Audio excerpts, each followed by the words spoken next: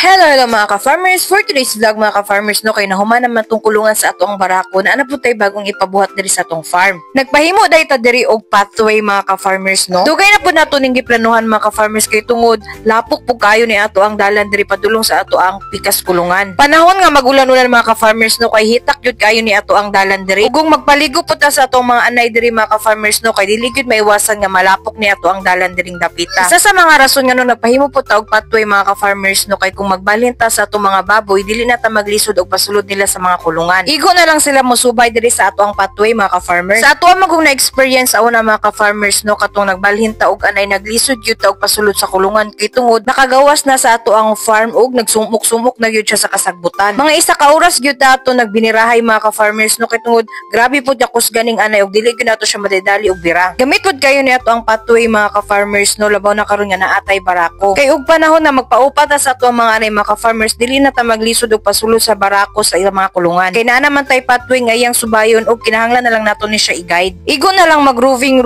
ang atong barako mga ka-farmers sa mga tagsa-tagsang kulungan sa atong mga anay. Ato na lang po ning gitambakan o gitamper ni atong yuta diri mga ka-farmers no aron mo patag. Ang kalapdon di ay ni ato ang pathway mga ka-farmers no kay 80 cm.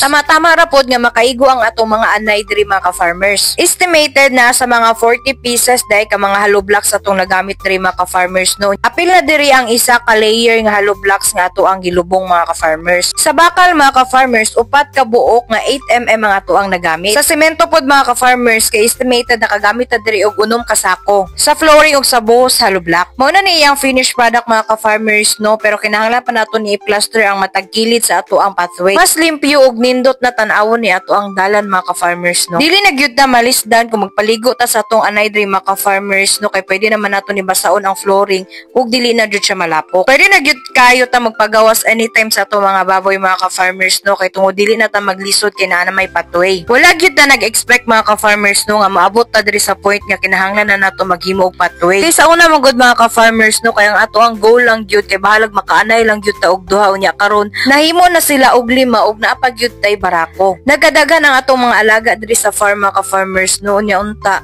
puhon-puhon madungagan pa ni sila. Dili po dali mga challenges nga ato ang nagian diri sa atong farm mga ka-farmers no. Pero parte raman po gyud sa atong pagpamuhi ang mga pagsulay nato mga ka-farmers. Mo na lang nato na silang motivation og i-view nato na siya into positive ways para mulambot ta mga ka-farmers. Wala gyud sayon og instant nga pamaagi nga mulambot ta mga ka-farmers no. Kinahanglan gyud nato paagi sa mga kalisod. Magpadayon lang gyud ta mga ka-farmers no, og apilan gyud nato ni og pagpaningkamot para mulambot ta.